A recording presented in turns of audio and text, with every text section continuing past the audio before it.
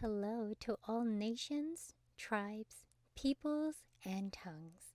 Welcome to Storytime with Ray, where we read the King James Version of the Bible from Genesis to Revelation to take in the wisdom and understanding from the Word. Thank you for joining, and God bless.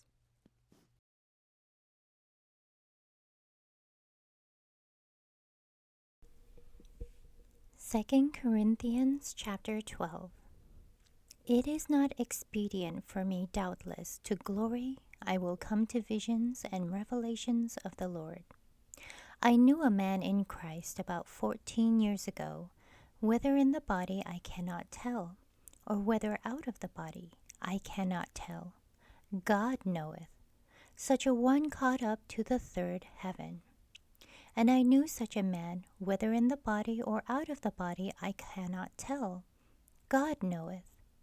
How that he was caught up into paradise, and heard unspeakable words, which it is not lawful for a man to utter. Of such a one will I glory, yet of myself I will not glory, but in mine infirmities. For though I would desire to glory, I shall not be a fool, for I will say the truth. But now I forbear, lest any man should think of me above that which he seeth me to be, or that he heareth of me. And lest I should be exalted above measure through the abundance of the revelations, there was given to me a thorn in the flesh, the messenger of Satan to buffet me, lest I should be exalted above measure. For this thing I besought the Lord thrice, that it might depart from me. And he said unto me, My grace is sufficient for thee, for my strength is made perfect in weakness. Most gladly therefore will I rather glory in mine infirmities, that the power of Christ may rest upon me. Therefore I take pleasure in infirmities, in reproaches, in necessities, in persecutions, in distresses for Christ's sake. For when I am weak, then am I strong. I am become a fool in glorifying. Ye have compelled me, for I ought to have been commended of you. For in nothing am I behind the very chiefest apostles, though I be nothing.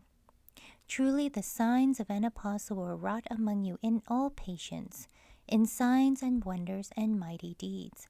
For what is it wherein ye were inferior to other churches, except it be that I myself was not burdensome to you? Forgive me this wrong.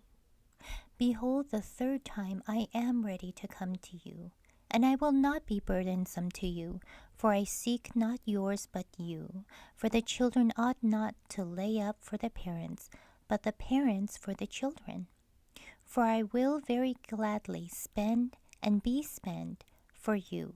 Though the more abundantly I love you, the less I be loved.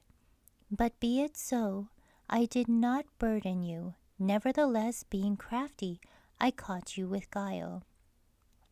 Did I make a gain of you by any of them whom I sent unto you?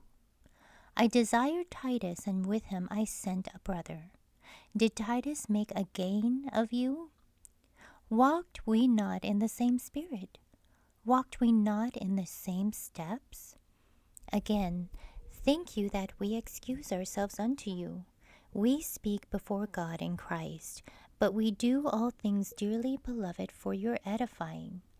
For I fear lest when I come, I shall not find you such as I would, and that I shall be found unto you such as ye would not, lest there be debates, envyings, wraths, strifes, backbitings, whisperings, swellings, tumults. And lest when I come again my God will humble me among you, and that I shall bewail many which have sinned already, and have not repented of the uncleanness, and fornication and lasciviousness which they have committed. Thank you so much for joining and listening to this beautiful chapter I highly recommend it as a personal read. Please join me on the next chapter as we dive in deeper into the Word. If you do love the Word as much as I do, express so by liking, sharing the Word with your loved ones, and even subscribing. And may the Lord bless you each and every day.